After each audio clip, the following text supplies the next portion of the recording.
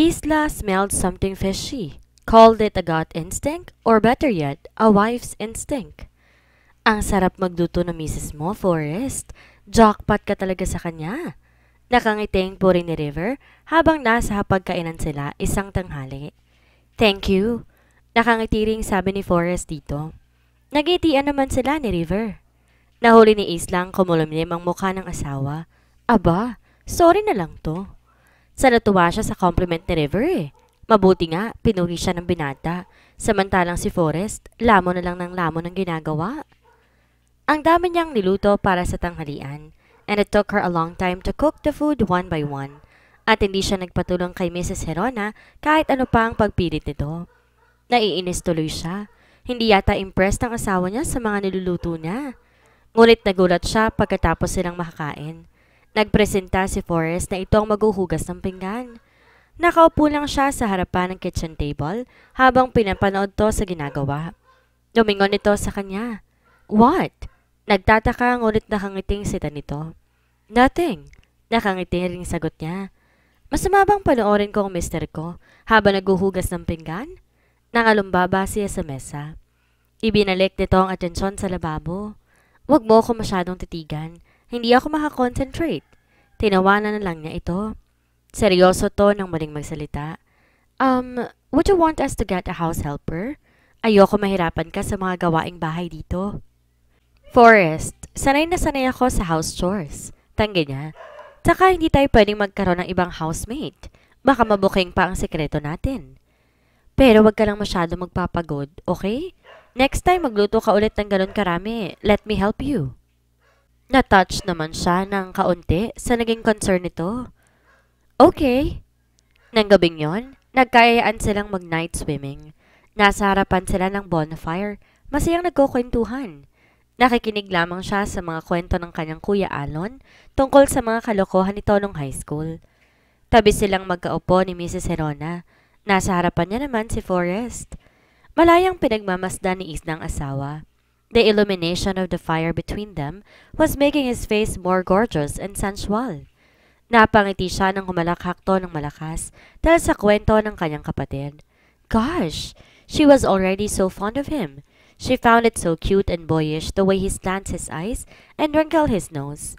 She loved his confident and friendly voice, his bright smiles, his dynamic laughter, his fresh manly scent, his searing touch and intense kisses. Nahuli naman itong nakatitig siya dito. Huli na para magbawi pa ng tingin. Saglit na napagket ang kanilang mga mata sa isa't isa. Tinapunan siya nito ng isang matamis na ngiti. Ngumiti rin siya rito at muling ibinalik ang tingin sa kuya niya na wala pa ring patid sa pagdadaldal. Nang tumunog ang message alert to ng kanyang cellphone sa tote bag na katabi niya. Isang video ang nareceive niya mula sa isang hindi kilalang numero. Napasinghap siya sa nakitang laman ng video clip. It was Gwyneth. She was laying down in the sand at kasama si Forrest. Basa pareho ang mga ito at naghahalikan sa gilid ng dagat, sa liwanag ng bilog na buwan. Nagangat siya ng mukha. Tiningnan ng mga kasama. This time si Forrest na ang nagkukwento. Matamang namang nakikinig dito ang dalawang lalaki at ang katabi niyang biyanan. Nanginginig ang kamay na binilik niya sa bag ang cellphone at palihim na tiningnan ng matalim si Forrest. Alam niya, kinunan ng video noong nagdaang gabi habang nasa restaurant sila at umalis saglit ang lalaki. So si Gwyneth pala ang nag-text dito at ang mahal niyang asawa nagmamadali pang umalis upang puntahan to sa gilid ng dagat. That explained the wet hair. He was having wet and wild sex with her stepsister on the beach. Christ! Nagtagumpay pala si Gwyneth na pangaakit kay Forrest at ang balasubas nagpaakit naman. And who knows kung gaano na siya katagal na niloloko ng mga ito? Napakagatlabe si Isla, trying hard not to burst in tears. Pilit siyang nagpapakainahon hanggang sa makauwi na sila sa bahay. Sa sarili niyang kwarto siya tumuloy matapos mag-shower at magbihis ng pantulog. Kumatok doon si Forrest nang hindi niya buksan ang pinto ay pumasok ito roon. Sweetie, anong ginagawa mo dito? Mabini nitong tanong. Dito ako matutulog. Malamig niyang tugon. Lumapit to sa kama. Bakit? Nag-uusap na tayo tungkol dito, hindi ba? Paalis na si na mama sa isang araw, so please bear with me. Ayokong tumabi sa'yo. Kadiri ka. Mariin niyang sabi. Alright. He sat on the edge of her bed. What's the problem? Kanina ka pa walang kibo sa beach. Itinulak niya to palayo. Kailangan mo na makakatabi sa kama? E di puntahan mo si Gwyneth. Ibinato niya sa higaan ng cellphone na dinampot niya mula sa bedside table. Isla! Nagbuga ito ng hangin. Okay, what is this? Nagmamaang-maangan ka pa. Alam ko na ang dahilan kung ba't ka umalis sa restaurant kagabi. Pinuntahan mo si Gwyneth sa beach and you... Hindi niya na natapos pa ang sasabihin dahil napaiyak na siya. Muli itong lumapit sa kanya. Please don't cry, sweetie. Alright, I admit. Si Gwyneth nga ang nag-text sa akin at pinuntahan ko siya, but it's not what you think. It's in there. I saw it. Ano pang itatanggi mo? Tinuro niya ang cellphone sa kama. Tumayo siya. Don't you even try denying it. You bastard! Isla, calm down. Baka marinig ka ni na mama. Tilangka siyang yakapin ito pero talagang pumalag siya. May gusto ka ba kay Gwyneth? Kastigo niya. Tell me, may nararamdaman ka ba sa kanya? Wala akong espesyal na nararamdaman para sa kanya, Isla. Kung ganon, sex lang palang habol mo sa babaeng yon, ha? Damn it, Forrest, I can give it to you. All you have to do is to ask. Kesa naman iniputan mong ulo ko ng ganito kaaga. Utang na loob, bigyan mo naman ako ng kahit konting kahihiyan. Isla, please, listen to me. I hate you, asik niya. Nilisan niya ang kwarto at nagtuloy-tuloy sa labas ng bahay. Nagulat si Alon ng pagbuksan ng gate si Isla. Luhaan siya at nanginginig. God, Isla, what happened? Nagtataka at nag-aalalang tanong nito habang ginigiya siya papasok ng bahay. Can I sleep here, kuya? Pinaupo siya nito sa sofa. Ano bang nangyari? Gabing-gabi na. Tumabi ito sa kanya, tinagod ang gulugulong buhok niya. Napayakap siya sa kapatid at umiyak ng umiyak sa balikat nito. Nag-away ba kayo ni Forrest? I don't know kung dapat ko ang maramdaman ito, kuya, but I found out that he was sleeping with Gwyneth. What? Kumalas siya rito. Pilit pinatigil ang sarili sa pag-iyak o pamahiyag ng maayos ang problema. Alam kong hindi titigil si Gwyneth hanggat hindi napapasa kanya si Forrest at matagal na rin may duda kung gusto rin siya ng asawa ko. Then earlier this evening may nag-send sa akin ng video nilang dalawa.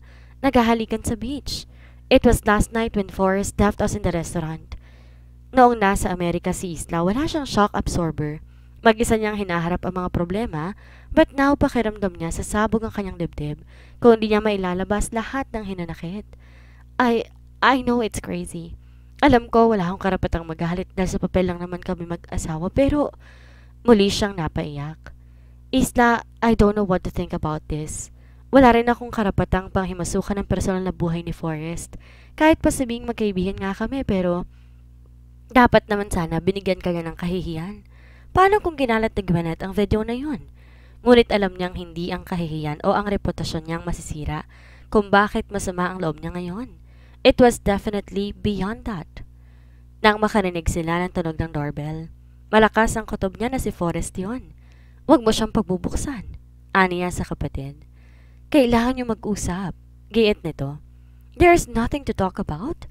Muling tumunog ang doorbell. Bago pa niya napigilan ng kapatid, lumabas to ng bahay. Mabilis siyang sumunod dito. Narinig nila ang boses ni Forrest mula sa labas ng gate. Isla, Alon, please open the gate. Umalis ka na, sigaw niya rito.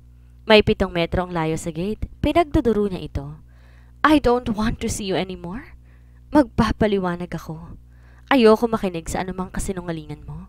How dare you have sex with me while kinakalantanin mo palang stepsister ko? Napamulagat ang kanyang kapatid. He slept with you? Hindi makapaniwalang paniniguro nito. Huli na upang bawiin pa ang lumabas na mga salita mula sa kanyang bibig. That's it. I'm going to kill him. Galit na bulalas ni Alon at mabilis tinungo ang gate. Pero mabilis niyang naharangan to. Kuya, please, don't hurt him. Ngayon lamang niya nakitang galit na galit ang kapatid. Nanlilisik ang mga mata nito. Tang ina mo, Forrest. Bulyaw nito sa kaibigan. Hindi mo na ginalang pagkababae ng kapatid ko? He tried shoving her away from the gate, but she stood there firmly. Ayaw niyang magkasakitan ng dalawang lalaki. Alon, nagkakamali ka. Tanggi ni Forrest. Forrest, umalis ka na. Sigaw niya rito. Just please listen to me first. Pagsusuma mo ng asawa. Papasukin mo siya, Isla? Mariing sabi ni Alon. Papasukin mo siya na mapatay ko ang gagong yan. No! Tanggi niya. Sabay malakas na tulak sa kapatid. Forrest, please, nakikiusap ako. Umalis ka na. Laylay ang mga balikat, naglakad ito palayo. Nagpupuyos pa rin sa galit si Alon. He grabbed her hard on her arm at tinila palayo sa gate. Hinawakan nito ang tarangka. Kuya, stop! Pigil niya. Hinila niya ang kamay nito, ang braso, ang damit para lang mapigilan. Please, huwag mo siyang sasaktan. Mahal ko siya. Natigilan to. Actually, kapwa sila, natigilan sa mga katagang nanula sa bibig niya. What did she just say? Oh my God! I love him! Mahinang usal niya. Muling tumulo ang luha niya sa katotohanang natuklasan mula sa kanyang damdamin. Nangihinang napaupo siya sa sementadong paanan ng gate.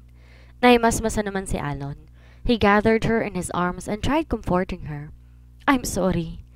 Ilang saglit din siyang umiyak nang umiyak sa mga bisig ng kapatid. Hindi ko naman sinasadyang mahalin siya, kuya. It just happened. Kaya ako nagawang isuko sa kanyang sarili ko. Mahal ko na pala siya nang hindi ko namamalayan. Ano nang gagawin mo ngayon? Tanong nito. Pinahid ang basa niya mga pisngi. I don't know. Sagot niya sabay iling. Mahal ko siya pero hindi ko alam kung makakaya ko pang manirahan sa isang bubong kasama niya knowing na may iba siyang ginagalaw na babae. Alam ko wala akong karapatan sa kanya pero nasasaktan pa rin ako, kuya. Suminghot siya at nagpahid ng mga mata. I know, baby, and I'm really sorry. I wish I can do something to make you feel better since ikamamatay mo naman kung totodasin ko si Forrest. Hinampas niya ito sa dibdib. Papatayin mo ba talaga siya? Kumalas siya rito at sumandal siya sa gate. Tumawa ito. Bubugbugin lang. Alam mo na ba ang parang kapatid na ang turing ko sa gagong yon? Sumandal din to sa gate. Isla, I know there is an explanation to this Gwyneth issue. Napasimangot siya. Hindi nagsisinungaling ang ebidensya?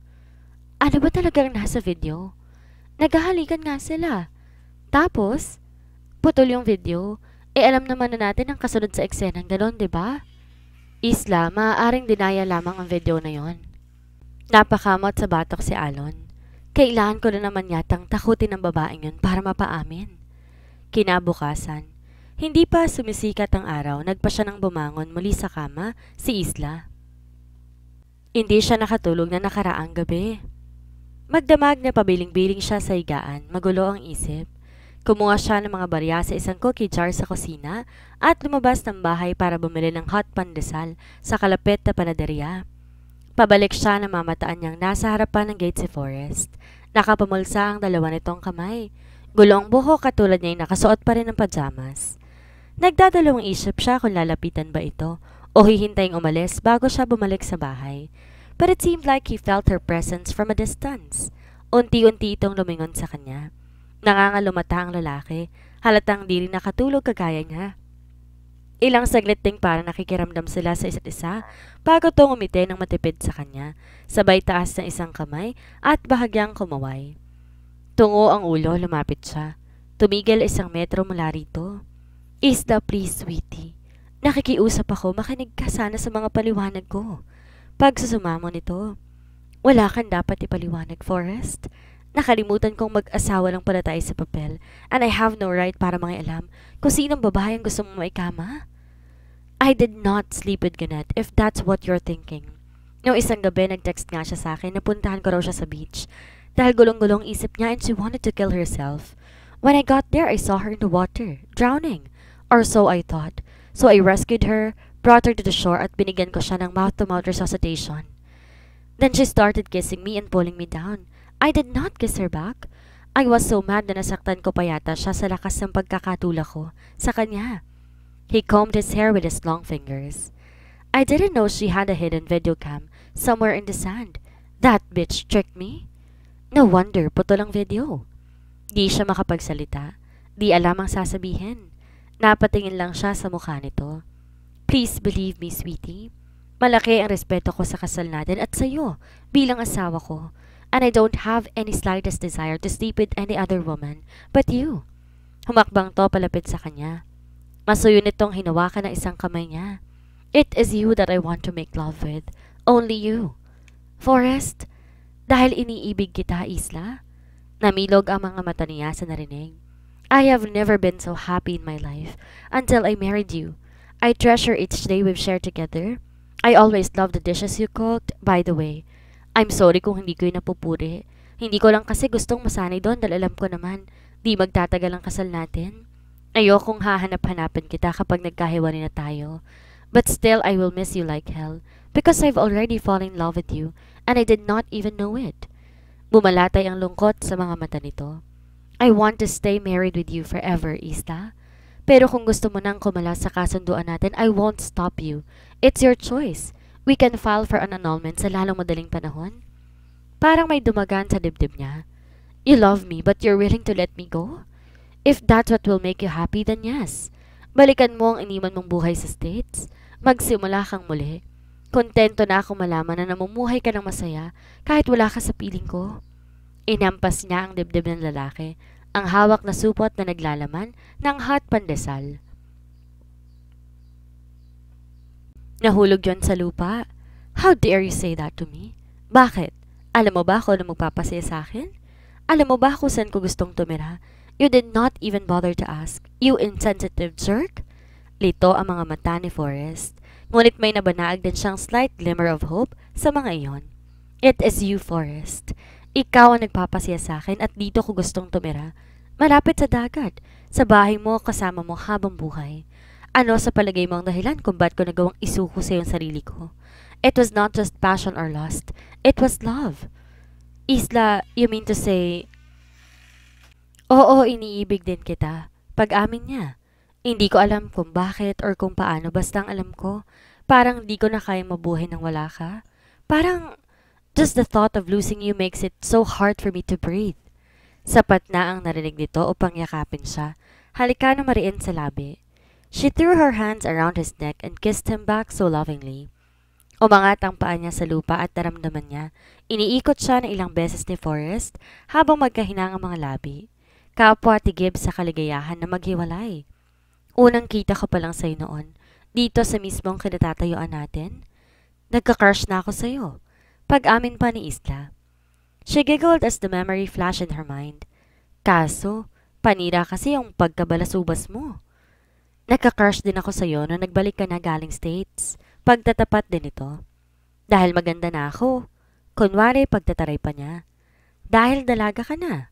Pinisil nito ang baba niya. I did find you cute before kahit mukha ka pantotoy. Nene, kaso syempre, bawal ako magka-crush sa'yo noon kasi ang bata mo pa. Tumawa ito.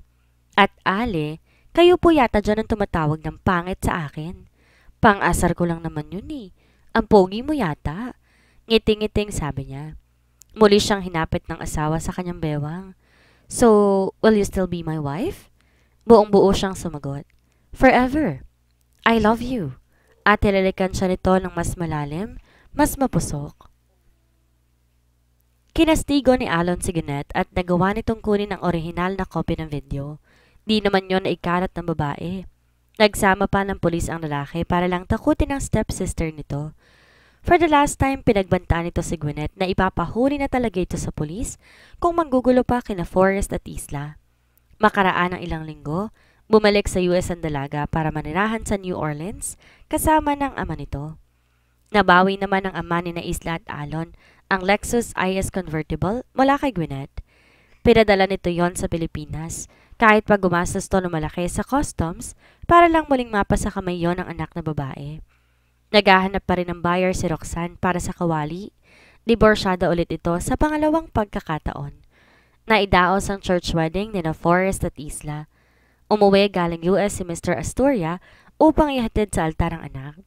Sa espesyal na araw na yon, sa buhay nilang dalawa, nalaman ng groom na nagdadalang tao ang magandang bride.